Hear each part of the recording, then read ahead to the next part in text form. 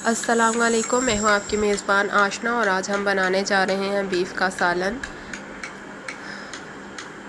चले हम अपनी रेसिपी को स्टार्ट करते हैं। सबसे पहले जो है हम गोश्त को बॉईल करेंगे।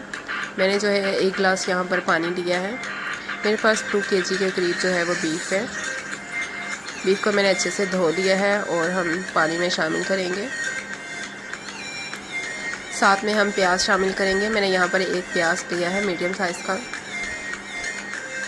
उसके बाद जो है इसमें 2 टमाटर शामिल करूँगी। 1 टेबलस्पून जो है वो मैं यहाँ पर नमक शामिल करूँगी। उसके बाद हम हल्की आंच पर जो है वो बीफ को गलने के लिए रख देंगे। हमारा बीफ जो है वो गल चुका है। थोड़ा सा पानी इसमें अभी है तो मैं इसको जो है वो खुश्क कर लूँगी।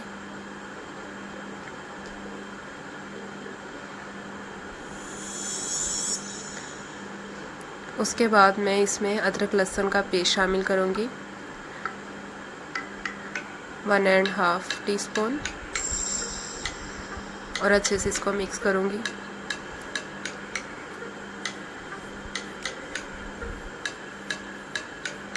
मुझे 1-2 मिनट हो चुके हैं गोश्त के साथ अदरक लहसुन के पेस्ट को भूनते हुए।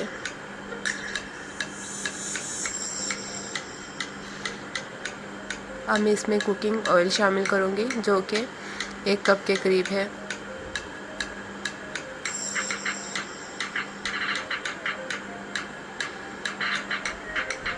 बहुत ही सिंपल और आसान तरीके से हम यहाँ पर बीफ का सालन बनाएंगे। उसके बाद मैं यहाँ पर 1/2 कप के करीब जो है वो दही शामिल करूँगी।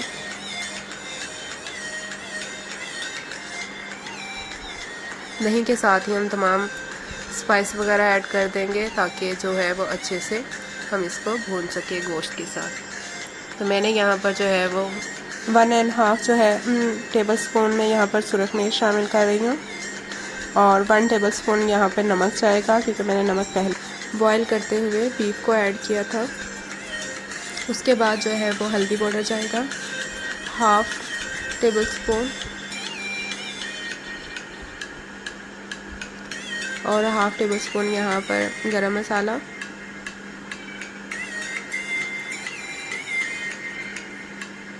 1/2 टेबलस्पून यहाँ पर धनिया पाउडर जाएगा। अब हम इन मसालों को दही के साथ अच्छे से भून लेंगे। हम इस वक्त तक भूनेंगे जब तक दही का पानी जो है वो अच्छे से खुश्क ना हो जाए।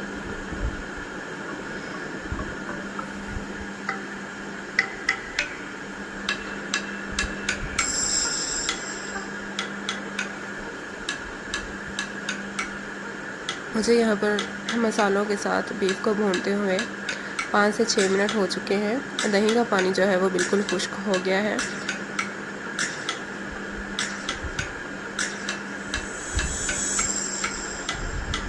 अब हम इसमें जो है वो पानी शामिल कर देंगे। मैं यहाँ पर 1 गिलास के करीब पानी शामिल करूँगी और हम ढककर इसको रख देंगे धीमी आंच पर। पानी जो है वो हमारा हाफ़ खुश्क हो चुका है।